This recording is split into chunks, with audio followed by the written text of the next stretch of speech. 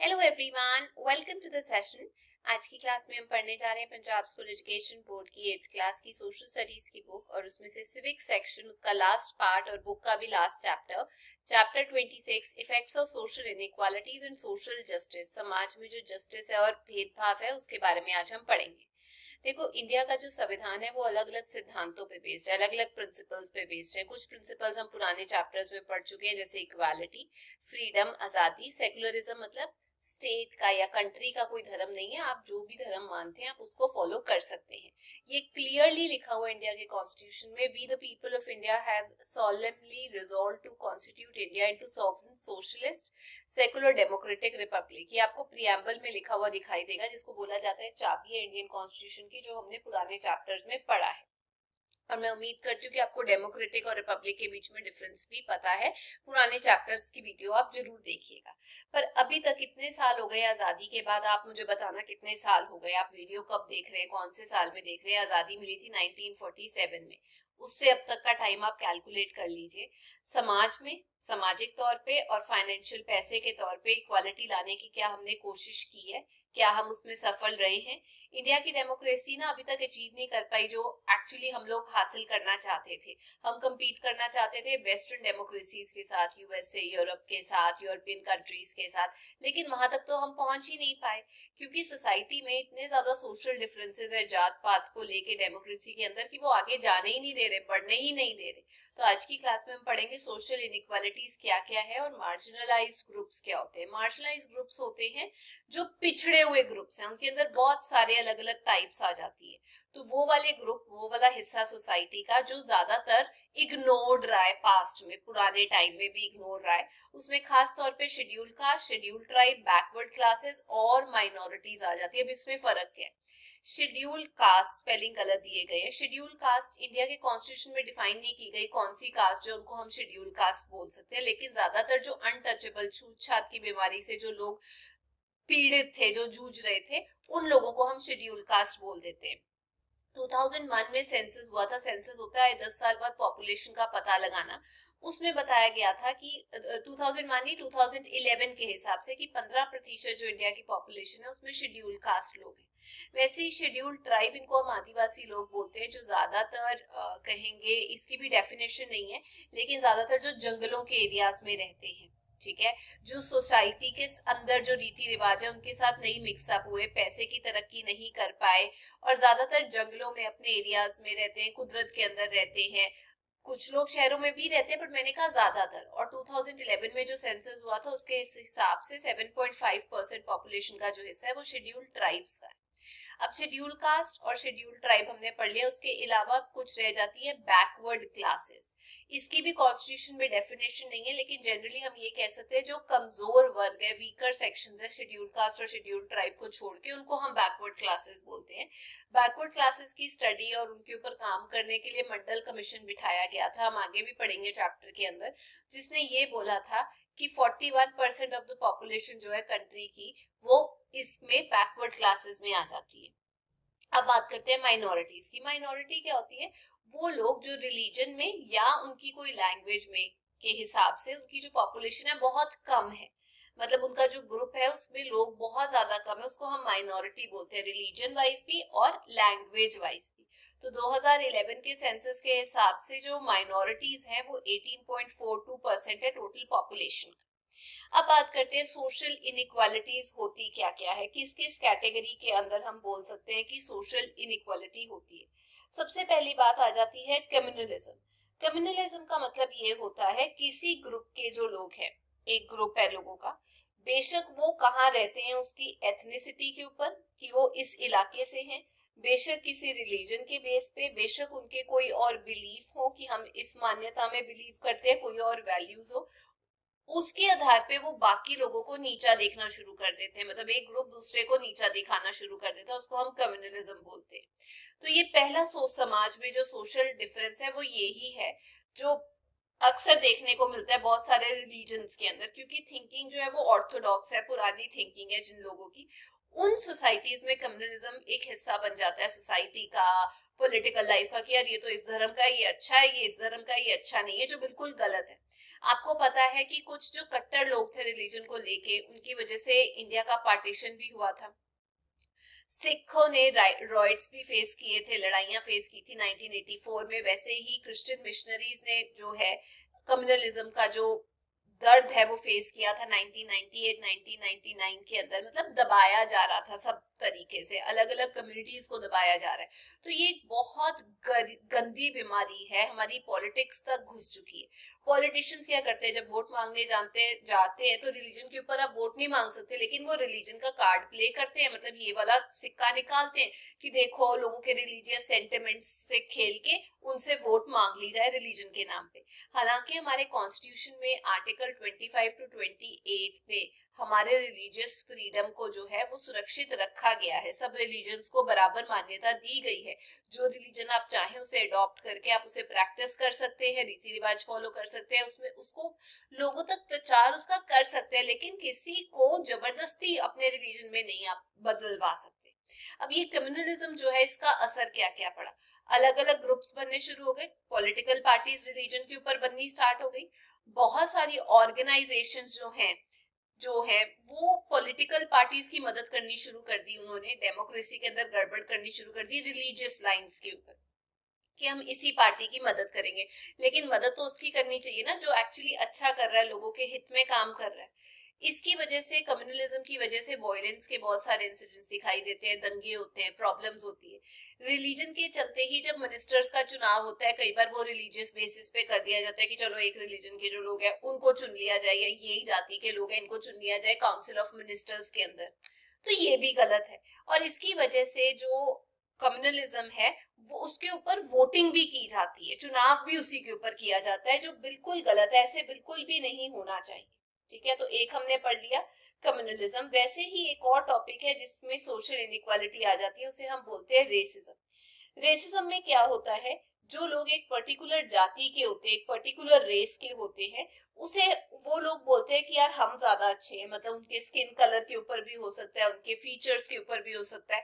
वो कहते हैं हम ज्यादा अच्छे हैं, बाकी लोग बुरे हैं, मतलब बाकी लोग हमारे से नीचे आते हैं। ये कास्ट के ऊपर भी हो सकता है, रेस के ऊपर भी हो सकता है, जाति के ऊपर भी और रेस के ऊपर भी हम अलग दिखाई देते हैं। हमारा रंग ऐसा है, जैसे साउथ अफ्रीका में रेस के ऊपर इनइक्वालिटी हो रही थी कि तुम्हारा रंग ऐसा है, अंग्रेजों का रंग ऐसा है, वो बिल्कुल गलत है। इंडिया की बात की जाए तो लगभग 3000 से ज्यादा कास्ट है आज की सोसाइटी में। तो जो पॉलिटिकल पार्टीज इलेक्शन फाइट करती है, रिलीजन के नाम पे भी करती है, जाति के नाम पे भी करती है, या रेस के नाम पे भी करती है। रेस को आप जाति के नाम पे कह सकते हैं। लोग जो है वो जाति के नाम पे फटाफट वोट भी दे देते हैं कि ठीक है जी अपनी जाति का बंदा खड़ा हो रहा है, चलो उठो वोट दो। इसकी वजह से जो बाकी की कास्ट है उनको, मतलब जो गवर्नमेंट सप्लाई करना चाहिए, गवर्नमेंट को प्रशासन चलाना चाहिए, बाकियों को मिल नहीं पाता, क्योंकि उन्होंने अपनी कास्ट के लोगों को चुना है, वो उनका देख रेख करते हैं। तो इस वजह से बहुत सारे लोग जो है वो पिछड़ जाते हैं। कई एरियाज में, इंडिया के इंटीरियर में, मतलब गाँव में, जंगलों में आप जाओगे, अभी भी छूत छात की बीमारी चल रही है कि तुम इस वेल से पानी नहीं ले सकते, कुएं से पानी नहीं ले सकते, तुम इस मंदिर में नहीं जा सकते। ये प्रॉब्लम्स अभी भी प्रचलित है। इंडियन गवर्नमेंट ने बहुत सारे स्टेप्स लिए हैं इस सामाजिक बुराई को खत्म करने के लिए, डिस्क्रिमिनेशन जो है कास्ट के बेसिस पे खत्म करने के लिए, क्रीड, सेक्स, जेंडर के बेसिस पे खत्म करने के लिए, सबको इक्वल ट्रीटमेंट देने के लिए, जिसके लिए आर्टिकल्स डाले गए हैं, आर्टिकल 14 to 18 कॉन्स्टिट्यूशन में, कि भाई रेस के ऊपर किसी को भी आप अलग नहीं कर सकते, सब लोग बराबर है। अब रेसिज्म के वही नुकसान होते हैं जो रिलीजन के हुए थे पॉलिटिक्स के अंदर। पॉलिटिकल पार्टीज जो है रिलीजियस लाइंस पे बनाई जाती हैं, वोटिंग उसके नाम पे होती है, कास्ट के नाम पे होती है। रिजर्वेशन जो है कास्ट के अंदर वो की जाती है कि यार ये कास्ट का बंदा है, इसके नाम पे ये रिजर्वेशन हुई है, चलो यहाँ से इसी बंदे का चुनाव होगा। और फिर वो बंदा जब जीत जाता है वो अपने कास्ट के लोगों को ज्यादा इंपॉर्टेंस देता है। अनटचेबिलिटी, छूत छात की बीमारी चल रही है, वायलेंस, दंगे वगैरह सब कुछ होता है। और मैंने आपको जैसे पहले बताया, अलग अलग ऑर्गेनाइजेशंस का भी गठन होता है कास्ट की लाइंस पे। अब बात करते हैं अनटचेबिलिटी की, यानी छूत छात की जो बीमारी है उसको लेके क्या प्रॉब्लम है। ये तो बहुत गंदी बीमारी है छूत छात की, सोसाइटी में जो बहुत पुराने समय से चलती आ रही है, और बहुत लोगों को इसके चलते एक्सप्लॉइट किया जा रहा है, तंग किया जा रहा है। इसमें यह है कि अगर आप एक पर्टिकुलर कास्ट के बंदे को टच कर दोगे वो तो पाप माना जाता है। पुराने टाइम में तो अगर किसी लोअर कास्ट के, नीची जाति के बंदे की परछाई भी ऊपर वाले अपर कास्ट के बंदे पे पड़ जाती थी तो उसको मार मार के खत्म कर दिया जाता था।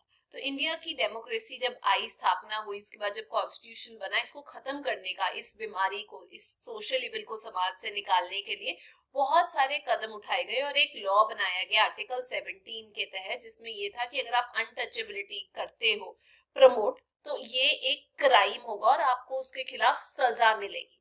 तो ये जो एक्ट पास किया गया था 1955 में पास किया गया था कि ये छूतछात की प्रथा को खत्म कर दो, अगर पकड़े गए ऐसे काम करते हुए, लोगों में भेदभाव करते हुए, तो फिर सजा ही होगी। अब अनटचेबिलिटी के रिजल्ट्स क्या है? सोसाइटी में डिफरेंसेस आ जाएंगे, सोशल डिफरेंसेस की ये अनटचेबल है, हम ऊपर वाले हैं, हम अच्छे हैं। प्लस इसकी वजह से एक गिल्टी कॉन्शियसनेस हो जाती है कि यार हम इनके साथ थोड़ी काम करेंगे, हमारे साथ ये थोड़ी काम करेंगे, ये हमारे लायक नहीं है यार, हम इनके लिए नहीं बने, वो चीज आ जाती है। लोग जो है पॉलिटिक्स में हिस्सा लेना बंद कर देते हैं क्योंकि उनको लगता है यार ये लोग तो हमें एक्सेप्ट करने ही नहीं वाले। अरे यार, अनटचेबल्स को अगर ये लगेगा या पिछड़ी जाति के लोगों को ये लगेगा कि ये हमें पॉलिटिक्स में एक्सेप्ट नहीं करेंगे, तो इंडिया आगे कैसे तरक्की करेगा? हो सकता है कि उस कास्ट से जो बंदा है वो बहुत ज्यादा इंटेलिजेंट है, जो जनरल कास्ट से बंदे हैं उनसे भी बेटर है। तो अनटचेबिलिटी की वजह से अगर आपके बच्चे के साथ ऐसे अनटचेबिलिटी का कोई भी प्रॉब्लम हो रही है, तो आप तो उतरोगे ना लड़ाई करने के लिए, और इसकी वजह से अगर बड़े पैमाने पे हो रही है समाज में, तो फिर वही वायलेंस हो जाएगी। अब बात करते हैं इलिटरेसी की, अनपढ़ता की। एक रीसेंट सर्वे हुआ था जिसमें ये बताया गया था कि इंडिया में 25.96% जो लोग हैं वो इलिटरेट है, पढ़े लिखे नहीं है। और ये बहुत, मतलब अगर आप इलिटरेट है तो आपको समझ कैसे आएगा समाज को कैसे चलाना है, क्या प्रॉब्लम्स है, उनको फेस कैसे करना है। और इसी वजह से, ना पढ़े लिखे होने की वजह से, आप ट्रेडिशनल विचारों में रहेंगे, ऑर्थोडॉक्स पुराने जो विचार हैं, अंधविश्वास को फॉलो करोगे, कास्ट डिस्क्रिमिनेशन के खिलाफ आवाज नहीं उठाओगे, रेसिज्म में बिलीव करोगे। ऐसे जो ये प्रॉब्लम्स जो ऊपर हमने पढ़ी, ये सब इलिटरेसी की वजह से तो है। आप पढ़े लिखे हैं, आपको पता है आपके साथ कोई गलत नहीं कर सकता, लेकिन जो अनपढ़ लोग हैं उनको लगता है यार ये तो अब हम पैदा ही ऐसे लिए हुए हैं कि हम मार खाएं। तो इलिटरेसी एक मेन कारण है ये सब प्रॉब्लम्स का। जो इलिटरेट बंदा है वो कभी भी अच्छा नागरिक नहीं बन सकता क्योंकि उसे अपने हकों के बारे में पता ही नहीं है। और जो पॉलिटिशियन लोग हैं वो इन्हीं इलिटरेट लोगों का फायदा उठाते हैं इलेक्शन के टाइम पे। गवर्नमेंट ने बहुत सारे स्टेप्स लिए हैं इलिटरेसी को खत्म करने के लिए, बहुत सारे मिशंस लॉन्च किए हैं। गवर्नमेंट ने ये भी बोल दिया था, मैंने पिछली क्लास में आपको बताया, 2009 में एक एक्ट पास किया कि 6 से लेके 14 साल, मतलब 8वीं क्लास तक के हर एक सिटीजन की एजुकेशन जो है वो फ्री है और कंपल्सरी है। इनफैक्ट आजकल तो उनको स्कूलों में खाना भी प्रोवाइड किया जा रहा है कि आप स्कूल आ जाओ, हम खाना भी देंगे। तो इससे बेहतर क्या होगा, बुक्स भी देंगे। तो इतने सारे एजुकेशन इंस्टीट्यूट्स जो है नए नए स्थापना में आ रहे हैं। राइट टू एजुकेशन एक फंडामेंटल राइट दे दिया गया है कि आपसे ये कोई राइट छीन ही नहीं सकता, आप लड़ो मत, आप पढ़ाई करो, आपसे कोई भी ये राइट नहीं ले सकता। बट कोई भी तैयार ही नहीं है उस चीज के लिए। अभी भी लोग पढ़ने लिखने की तरफ ध्यान नहीं देते, बोलते हैं कि चल यार पढ़ना लिखना क्या है, तो जाके काम कर ले, उससे ज्यादा पैसे ही आएंगे, 2 पैसे ज्यादा कमा लिए जाएंगे। तो इसके रिजल्ट क्या होते हैं इलिटरेसी के? लिटरेसी के रिजल्ट नहीं, इलिटरेसी के। ठीक है, यहाँ इलिटरेसी आएगा, बुक में लिटरेसी लिखा हुआ है। एक बहुत बड़ी गलती और है, वो भी मैं आपको बताना चाहती हूँ, अभी बताऊंगी। इलिटरेसी, सारे जो सामाजिक इविल्स चल रहे हैं, भेदभाव चल रहे हैं, उसका मेन कारण इलिटरेसी है। सक्सेसफुल नहीं हो पा रही डेमोक्रेसी क्योंकि लोग पढ़े लिखे नहीं है, लोग ऊपर नहीं उठ पा रहे हैं, उसी सर्कल में घुसे हुए हैं क्योंकि पढ़े लिखे नहीं है। आराम से आप किसी लिटरेट इंसान को मिसगाइड कर सकते हो। जैसे कितने लोग जो है, मैंने देखा भी रिसेंट में मेरे साथ हुआ, एक सब्जी वाला था, तो मैं जब सब्जी लेने गई तो उसके पास यूपीआई कोड नहीं था। तो कोई एक लेडी आई और उसने बोला कि ठीक है मैंने आपको ट्रांसफर कर दिया। अब उसके पास यूपीआई का जो मैसेज है वो उसके पास नहीं आता था, उसके घर पे आता था। उसने बोला मैंने ट्रांसफर कर दिया, मैं अगली ग्राहक थी, मैं अपना सामान देख रही थी।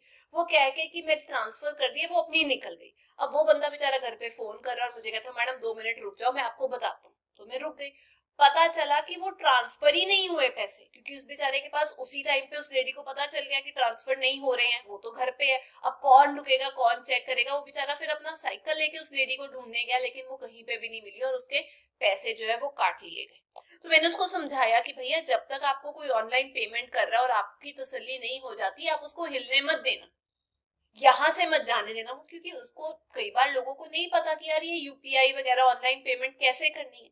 प्लस जो इलिटरेट लोग हैं वो अपने फंडामेंटल राइट्स जो है, अगर उनके साथ कोई भी गलत तरीके का रवैया हो रहा है, वो उसको लड़ने के लिए कहाँ जाएंगे? क्योंकि उनको पता ही नहीं है हमारा ये संवैधानिक अधिकार है, हमारे साथ कोई गलत नहीं कर सकता।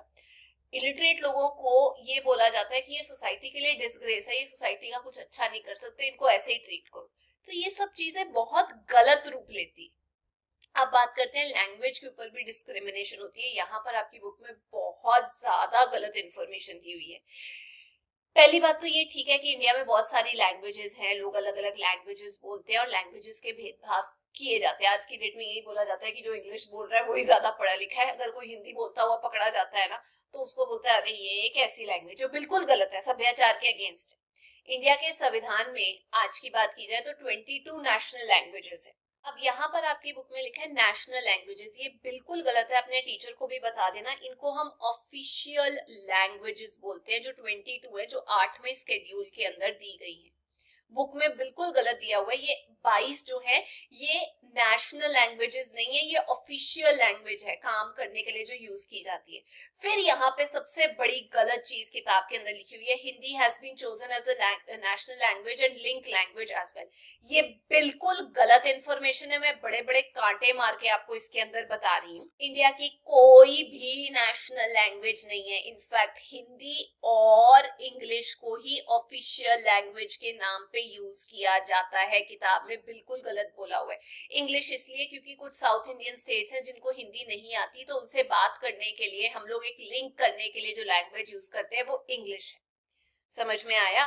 तो ऐसे ही स्टेट्स में भी अलग अलग लैंग्वेजेस चलती हैं काम करने के लिए, जुरिस्डिक्शंस, मतलब जज जब अपना फैसला सुनाते हैं, लेकिन कोई भी नेशनल लैंग्वेज नहीं है। ये बिल्कुल गलत दिया हुआ है बुक के अंदर। आज की डेट में लैंग्वेज के बेसिस पे भी लोगों की आइडेंटिटी फिक्स की जाती है कि ये लैंग्वेज ये वाला है, अरे ये तो ये ऐसे ही है, छोड़ो इसको।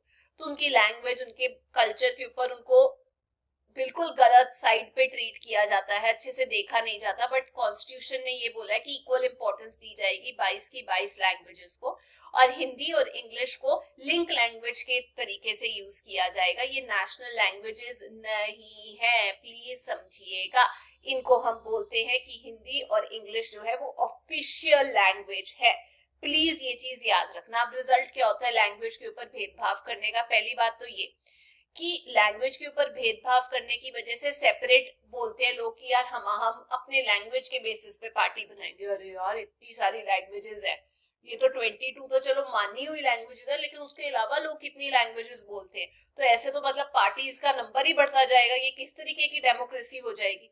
पॉलिटिकल पार्टीज लैंग्वेज के नाम पे क्रिएट की जाएगी, पॉलिटिकल आइडेंटिटी दी जाती है लैंग्वेज के बेसिस पे कि तुम इस लैंग्वेज बोलते हो तो तुम इन्हीं लोगों को वोट करो।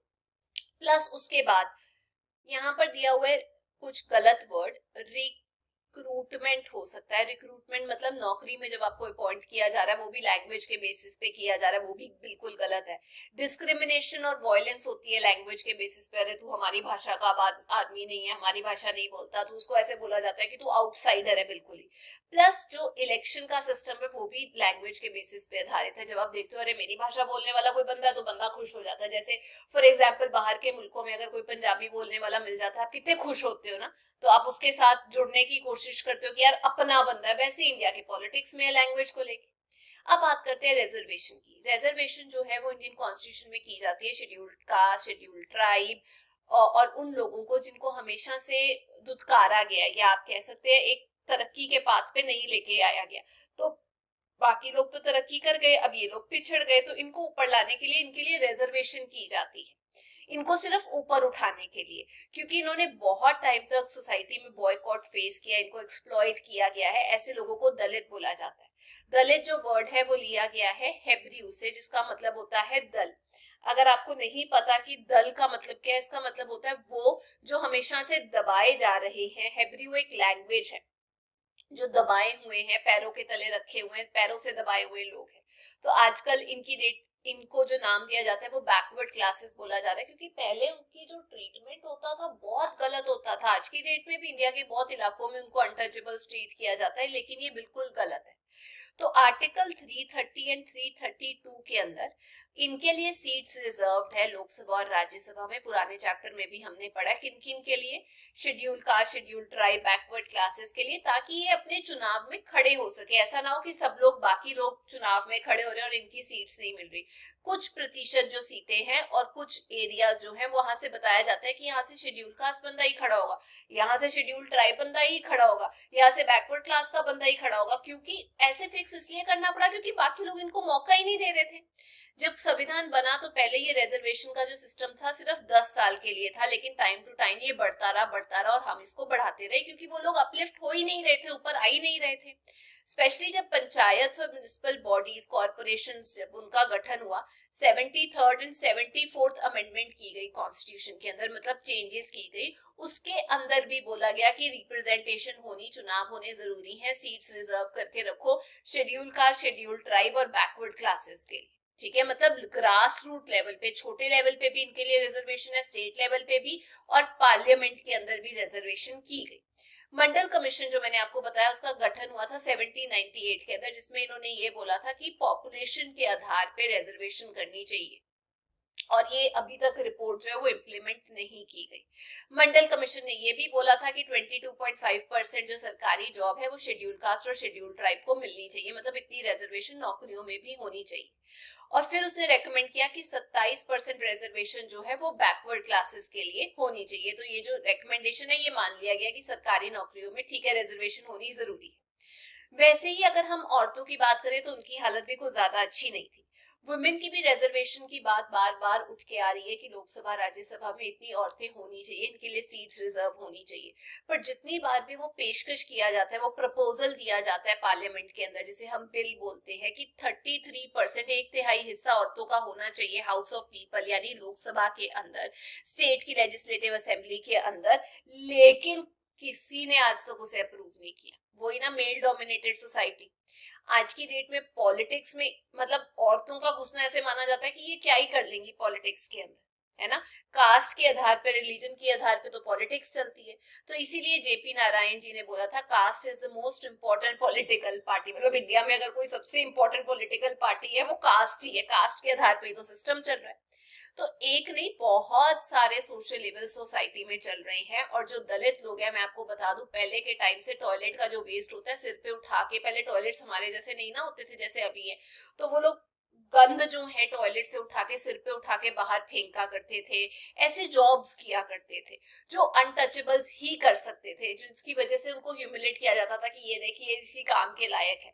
आज की डेट में इंडिया की गवर्नमेंट ने बहुत सारे स्टेप्स लिए कि नालियां वगैरह जो है साफ करने के लिए इंसानों को नीचे नहीं भेजा जाएगा, नालियों के अंदर, गटरों के अंदर। ये बिल्कुल गलत चीज है। आप खुद सोचिए ना, गटर के अंदर किसी को आप भेज रहे हैं साफ करने के लिए क्योंकि रुकावट आ गई है, ये गलत किया हुआ है, इसे बैन किया हुआ। मैनुअल स्कैवेंजिंग बोलते हैं उस चीज को, मैं यहाँ लिख देती हूँ, इंग्लिश में उसको बोला जाता है मैनुअल स्कैवेंजिंग। मतलब एक इंसान को नौकरी दी जाती है या कि तुम जो ये जो हाथ से तुम जो टॉयलेट का वेस्ट है उसे साफ करो, मतलब नालियों में, ड्रेनेज पाइप्स के अंदर। इसीलिए सैनिटेशन का सिस्टम बहुत इम्प्रूव किया है जैसे जैसे टाइम बदला है। ठीक है जी, तो ये थी आज की क्लास। मैं उम्मीद करती हूँ आप सबको काफी नॉलेज हो गई होगी। सर्व शिक्षा अभियान के तहत इलिटरेट लोगों को या ओवरऑल लोगों को इलिटरेसी मिटाने की कोशिश भी करवाई जा रही है सरकार के द्वारा। इंपॉर्टेंट क्वेश्चन आंसर्स के वीडियो ऑलरेडी अपलोडेड है। अगर आपको ये चैप्टर समझ में आया डिटेल में और अच्छा लगा तो प्लीज लाइक, शेयर, सब्सक्राइब जरूर कीजिएगा। फिर मिलेंगे। Till then take care, bye bye.